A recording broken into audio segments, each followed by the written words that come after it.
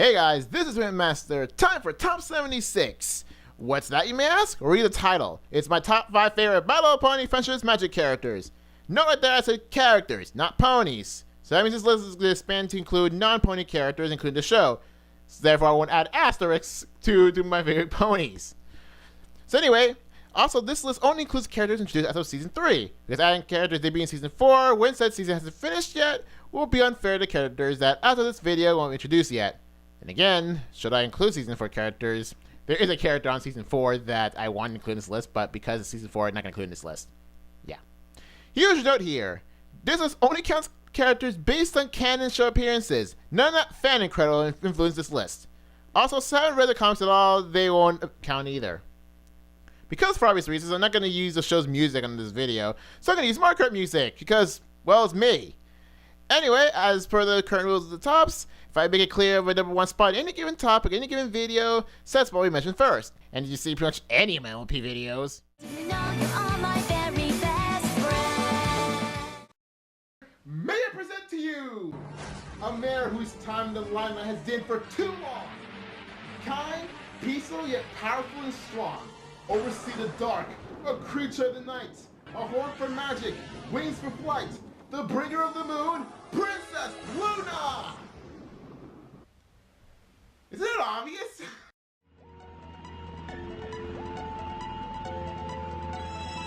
If there's one thing to take out of this video is that I love Princess Luna. Freaking everything about just makes me glad.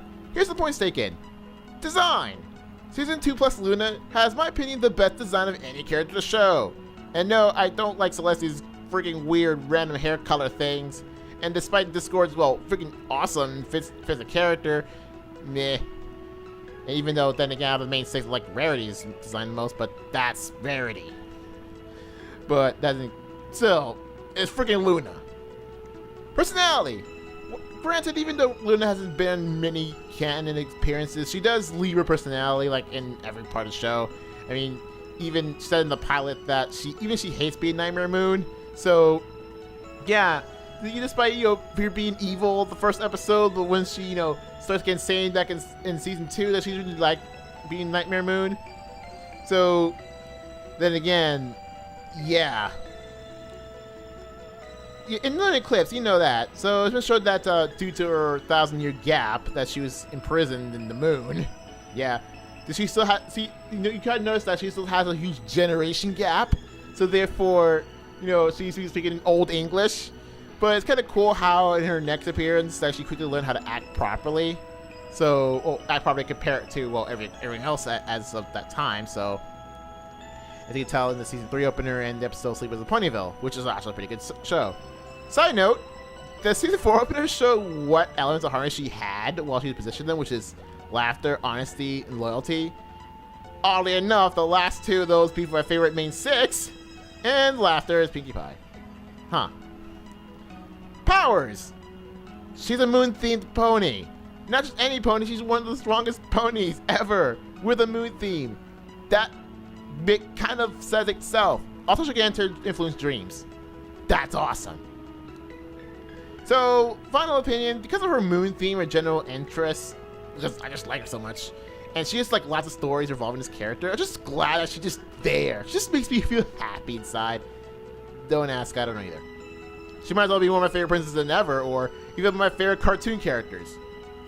I'm not doing that list. Anyway. You know you are my very best friend.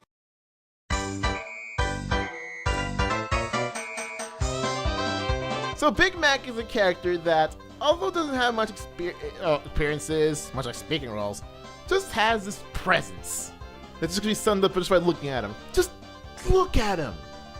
Anyway, most of the speaking roles are just yep or nope. Doesn't have to have every pony push set themselves up for one of those 2 lines. There are some instances in which Big Macintosh or Big Mac, oh great, I can't even make that reference, just has the actual speaking role, but there's just rare moments, and you can tell if you actually seen this moment, you'd be like, oh crud, he just talked. Crud. It's kind of funny how Big Mac is portrayed like this wise pony with little words, but I can't really give examples because the best one I can think of is Season 4, but that's Season 4. But it does show on one of the first episodes of the show Apple Book Season, which is one of the better shows in the series. So, yeah, go watch that. It's awesome. Next. Do you know you are my very best friend?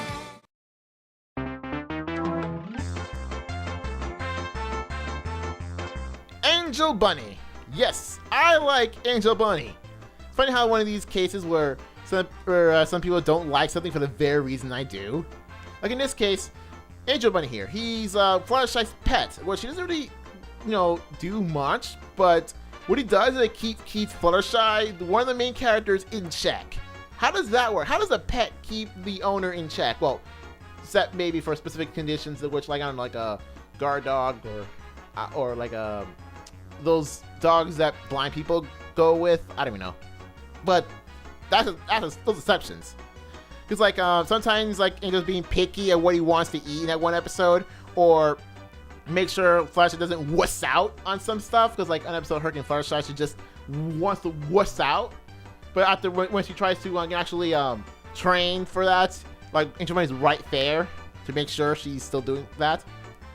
But a lot of his major appearances just make it feel like a huge jerk, be it to Fluttershy herself or Spike.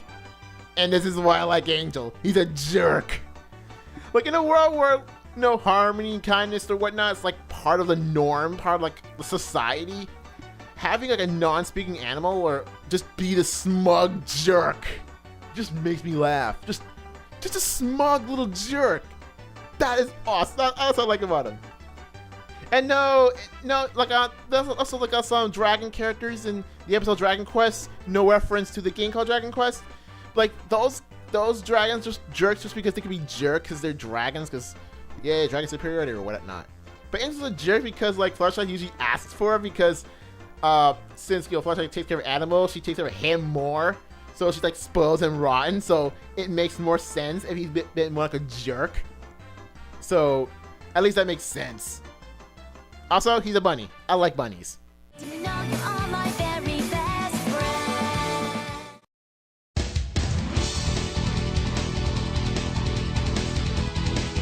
Oh boy, Rainbow Dash. So Rainbow Dash is a tomboy to main 6, and over the course of the series, he was my favorite. And no, I'm not one of those guys who watches the show and only tell people it's because of the tomboy. Heck, I thought I liked Rarity the most going in. And while Rarity is an honorable mention, which again I'll mention later, it doesn't come close to Rainbow Dash. Just aside from the fact that there's like a character I like that deserves a number 2 spot, there's another reason why I can only place Dash number 3. Whenever Rainbow Dash episodes suck, they suck. But since that's most notable season 4, I can just forget it. Whatever. It's kind of weird how on the opposite side of the spectrum, light puns, I can't believe I just made them. I don't really like Pinkie Pie at all. It's like, she's a little too goofy for me. Like, even when Pinkie episodes are good, they might be the best things ever. Like, for real, the Smile Song almost single-handedly got me interested in the show. That's saying something. And the episode Party of One just oozes with character development. And granted, and also she has her backstory in another episode, just generates a lot of fan material, being like secretly evil or having a tragic childhood or whatever. But I'm not counting fandom, so for whatever. And don't get me started on the episode Pinkie Pride. Oh wait, that's season 4. Never mind. But yeah, even if I didn't watch the show because of Rainbow Dash, oh yeah, I did get into the show. Because like, I got into the show because of Rainbow Dash. Like a combination between Josh Scorcher's occasional reviews of the show. Because, Josh Scorcher, he normally does countdown videos, but he occasionally does MLP reviews. Yeah. Also, don't forget about the epic Smile Song Rainbow Road remake of Delta Brony. He is so freaking awesome. And of course, Rainbow Road counter. And yes, I did got, like with Phoenix Wright and with Layton, I pretty much got the Rainbow Road counter, Rainbow Dash, without knowing the character itself. And since I really have no alternative for a character to use for a Rainbow Road counter, because I don't know anyone really, that's why, you know what, might as well just research who Rainbow Dash was, because I did it with Ace Attorney. Like, I just decided to research who Rainbow Dash is, what's the show about, and how can I run a counterattack. And that was after I made an episode about Rainbow Dash. Yeah. So, we've seen, like, counterattack, it was 9 or 10, I forget. That's, I made an episode pretty much on Dash, on where my character was, like, have no idea what I'm doing with Dash. That's actually me in real life at that time, so. And like I said before, this actually like the same thing. I did the same thing with Ace Attorney because the whole Niguno's telling me that use Phoenix Wright for the now called close call counter. But yeah, I got into Phoenix Ace Attorney after I was suggested to use him as a counter. And yes, I will do a video on the My Little Pony Ace Attorney crossover if I remember to do so, and if I remember the thing, because it's been months I last saw it. So, in which I didn't know who Phoenix Wright was at the time, so I just did some research playing his games. Then again, even though I did the same with Professor Layton, I haven't really played a Professor Layton game, so I should probably get to considering that the 6th game's already out. So, yes. Moving on. You know you are my very best friend.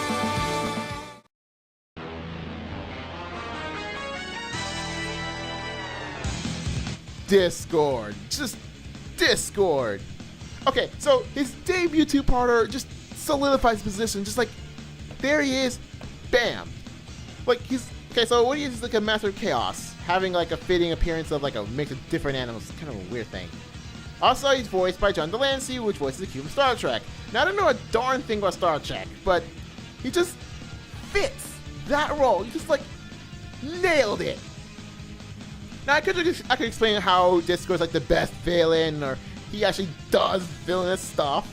But no, you go see Return to Harmony. No, you stop this video right now. Watch Return to Harmony. Come back here like an hour later and tell me. You tell me whether or not you like Discord because he's an awesome villain.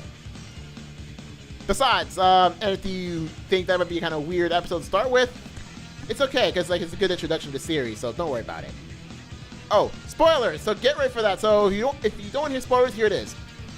Okay, near the end of season 3, Discord gets reformed, so it doesn't really do evil, but he's still kind of an interesting character because like in the season 4 opening, he has a really cool appearance because like he's just there, but doesn't become villain. Just there for moral support, quote unquote. But then again, that's season 4, so. Also, there's an episode with Discord, but I didn't really like it because it's kind of annoying. Yeah. Okay, that is all. That is everything. And yes, I actually did script the whole thing, even though I didn't actually read word for word what I just said, because that's how I roll. But anyway, before I end off this video, here's some honorable mentions. The biggest honorable mention is Applejack, because she's another interesting pony, because she has this huge rival with Rainbow Dash, and one of my favorite episodes involve this epic rivalry, because yeah, it's been pretty awesome to see like Rainbow Dash's ego have a rival. And I thought she's the most sane out of the main 6, because like she's most down to earth, so therefore she's like good support for the rest. I'll mention is Twilight Sparkle because well she's the main character and she's a freaking paranoid bookworm. That is awesome. Rarity because well he's Rarity, and Scootaloo because if this episode focuses on this character, it's usually one of the better episodes because considering how even though I don't like the Kingdom Crusaders at all because they're just annoying kid characters, like whenever Scootaloo becomes the main character of an episode, they do character development pretty darn well. That's really amazing. But then again, that's another season 4 episode, but I can't talk about it. But it's kind of awesome, like Scootaloo, like kind of the apprentice of sorts, Rainbow Dash. Like she wants to be like Rainbow Dash. It's pretty cool. And plus, I already mentioned how awesome like Rainbow Dash.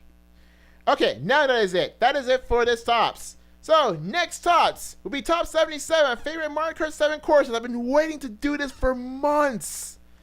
I can't wait to actually do this dang thing. Anyway, that is all. See you guys later.